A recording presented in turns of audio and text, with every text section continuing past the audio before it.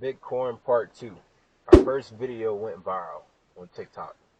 A lot of people was in the comment section basically saying, oh, he didn't make that much money on driving Uber. That's impossible. So could you please clarify for the people out there, how did you make your 5,200 in a day? Well, it was really somebody that I met through Uber while doing Uber. Whenever y'all doing Uber Black, y'all got to realize, man, you really your own limousine company. So you have to get commercial insurance as well as your regular insurance. So you have to operate as a transportation company. So the client that I got to make that money was a private client that I gained from doing Uber. You know, just meeting somebody off the Uber app. And that led to you getting that client. It led to me getting that client. Yep. And it was most of the money that I made on it was tip money, but they paid real good as well. Was this multiple clients or was this just one client? Nah, this was just one. Just one. So client. what is your hourly rate? How much you charge? Between 100 and 125 an hour. And how long was the drive? I might have had them for maybe 9 hours. So rough estimate, if you charge them 125 an hour, maybe 1,200. Yeah, 12, 1,500 around. Yeah. Let's just say around that area. Right. So they paid that, and then on top of that, tipped you an extra 3,500 or 3,000. Yes. Why do you think they tipped you that much? Was it because of the service? It was because of the service. It was the vehicle was nice and clean. And just catering to them, they didn't have to wait. Whenever they text me and let me know they was coming out, I pulled right up on them, man. It's just about being punctual and professional with clients that got money that's ready to spend, but they deal with these kind of services a lot, so they know what to expect. Top tier service, you know what I'm saying? So. And was it a celebrity client or just like a normal person? Yeah. It was a celebrity client? Yeah. Okay, you ain't got to give us no names. Yeah. You can keep that low key. How did you start getting like the private clients instead of just relying on Uber? I know you say you connected with that one person that got you that private client, but I'm saying like everyday people you pick up with Uber, like how does that work? You mean as far as what? Like how does it work? Yeah, like do you go above Uber and like go to hotels and go network, hand out your cards?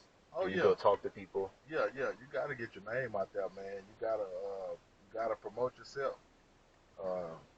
Nobody gonna know what you do or how you do it unless you tell them. You don't have no team or nobody marketing for you, so you're your own marketer. You know what I'm saying? Right.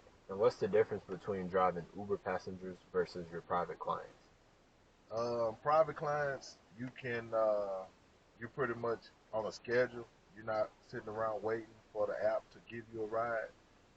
Private clients, they schedule the pickup, they schedule the time that you're gonna be with them, the hours, and most importantly, you're able to negotiate your rate per hour. You know what I'm saying? That's where you really gonna make what you need to make. And do you charge like because of your service or the SUV like for your hourly rate? Yeah, man, I'm really both, but the type of vehicle. Y'all want to get these vehicles, man. Y'all want to get in this game, man. You gotta pay to play. You know what I'm saying? My boy got a Range Rover. I got the Escalade ESV, long body. Them cars cost, man, and it costs money to run them every day. So you got to make sure that you're optimizing your cash flow with those vehicles. You got $100,000 vehicle. You don't want to be doing $5 rides, $10 rides. You want to be doing them big boy rides, them blacks. You know what I'm saying? I mean, it ain't nothing wrong with doing comfort. You can sprinkle them in there every now and then, but your main clientele is going to be people that want to use black. And with Uber being slow or Uber Black being slow, how are you maintaining yourself? Man, I don't even know shit. I can tell you've been super slow, man. It have been. It Like, have been, but it's in the game, man. You yeah, know, that's part of it for you sure. gonna have, you wouldn't have the sunny day. You wouldn't appreciate the sunny days if it wasn't for the rainy days. You know what I'm saying? So you gotta understand that, man. It's every day ain't gonna be no $5,000 day. You know, every day might not be even $100 day, but those days will come. Very true. And with it being slow, when do you think it'll pick back up, like, and get busy? Because we're currently in February. We're finna be in March, which is Yeah, spring. So, yeah. I know. Usually in Houston, man, around rodeo time, end of February, it start to pick up. As far as the black and SUV. and one last question: what do private drivers look for whenever they're looking for a chauffeur driver? Like, what do you think make them want to book with a chauffeur driver? Is it because of the service, the The private car? clients. Yeah, the private clients. Man, the car, man, the vehicles, it says a lot. Uh, Vehicle first, because when they get in, that's the first thing they're gonna say. I love your car. I like this car. Right. Yep. You get a nice vehicle, man, that's gonna sell you. You know what I'm saying? But it's up for you as the driver, as the owner of the company. It's up to you to close the deal. You know what I'm saying? Once they get in, clean car, smell good. Now your personality. You gotta make them feel like they part of your family. Or you gotta read the room and be able to see if they don't. They might not want to talk. They might not want to.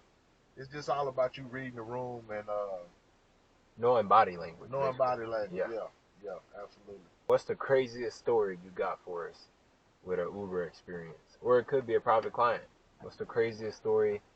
It could be whatever you saw, something you done did, or Craziest story. yeah, craziest story. Give it to us.